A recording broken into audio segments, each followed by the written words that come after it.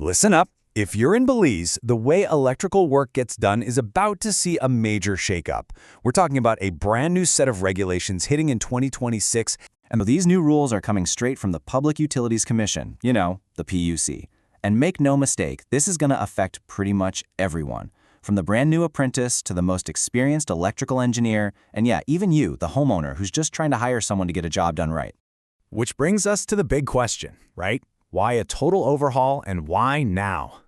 Well, the short answer is the old system was basically running on fumes. It just wasn't designed for the world we live in today. The technology is different, our safety standards are higher. This was definitely long overdue. So in this explainer, we're going to break it down into 5 key parts. We'll kick things off with the most important reason for all this: safety. Then we'll look at the new career ladder they've built for electrical workers and what they're actually allowed to do. After that, we'll cover the new rules of the grid and, what happens if you break them. And finally, we'll pull it all together and talk about what this means for you. All right, first things first, let's dig into the main motivation behind this whole thing: making sure everyone is plugging into a safer electrical system. To really get the new system, you've got to understand the old one. The rules from way back in 1995 are being tossed out completely. They were based on old tech and used really limited terms like wireman.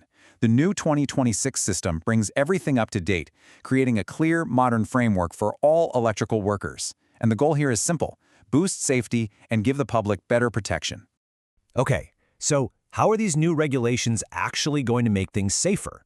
Well, it all starts by creating a much clearer, more structured path for the professionals doing the work. The new rules bring in a tiered system for licenses. The best way to think about it is like a career ladder. On the first rung, you've got the apprentice, who's learning the trade but has to be supervised. Climb up a step, and you have the electrician, who's qualified for most of your typical jobs. Above them is the electrical technician, who can tackle more advanced, complex systems. And right at the top of the ladder, that's the electrical engineer, the person certified to design and oversee any electrical project you can think of. So that's the ladder, but what does it actually mean when the tools are out and the work is getting done? Let's dive into the nitty-gritty of what each license class is legally allowed to do. This table right here is really the engine of the whole new system. It breaks down the size of a job by kVA. That's just a way to measure the power of an electrical system. As you can see, an apprentice can't design or install things on their own. An electrician can handle most home and small business jobs, but when you get into bigger projects, you're going to need an electrical technician, or for the largest jobs, an engineer, who, as you can see, has no limits. What this system does is create really clear boundaries for safety. Some of the more complex work is now strictly off-limits unless you have a higher-level license. We're talking about things like three-phase services that you see in bigger buildings, or installing things like elevators and standby generators. For those, you'll need at least an electrical technician. And then there are the most critical jobs, the ones where there's absolutely zero room for error. Think about places like hospitals, or installations involving fire pumps, or hazardous locations with flammable materials. For these high-stakes projects, only an electrical engineer has the certified expertise and legal authority to handle the design and installation. Now, this more professional structure also comes with a new fee schedule.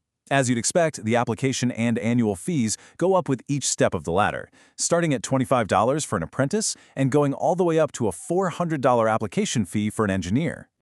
All right, so you have new rules and new tiers of responsibility. That also means there are new consequences if you decide not to follow them. Let's get into the enforcement side of things. The official word you'll see is contravention. Sounds a bit complicated, but really it's just a legal term for breaking the rules. Plain and simple, it means doing electrical work you're not licensed to do, either because it's outside your class or because you have no license at all. So what exactly counts as an offense? It's all pretty clear-cut. Working without a license or trying to do a job that's above your pay grade or, license grade is now illegal. Same goes for lending your license to a buddy or trying to use someone else's. And here's the kicker. Property owners can also get in trouble if they knowingly hire someone who isn't licensed. And the penalties? Well, they've got some serious teeth. The maximum fine for breaking these rules is $2,000. On top of that, you could be facing up to 6 months in prison. That tells you just how seriously the PUC is taking this. For the professionals, it's not just about the money either. The PUC now has the power to suspend your license or even cancel it for good if you violate the rules.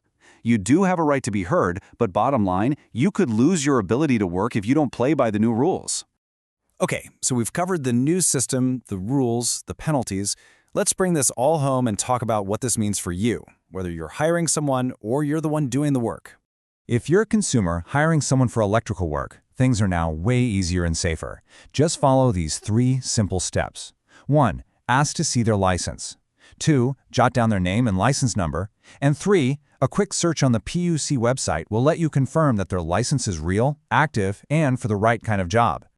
Now, for all the professionals out there who currently have a license under the old 1995 rules, don't sweat it. Your license is still good until it expires. Then, when it's time to renew, you'll simply be moved over into this new 4-tier system. When you boil it all down, these regulations make it crystal clear that safety is a shared responsibility. This quote from the rules says it all. A property owner can't knowingly permit an unlicensed person to do electrical work. The message is simple. It's not just on the worker to be qualified. It's on you, the customer, to hire a legitimate, licensed pro. So what's the big takeaway here? With these new regulations, the PUC has laid out a really clear roadmap for safety and accountability. It gives professionals a defined career path, and it gives you, the consumer, the tools you need to make safe decisions.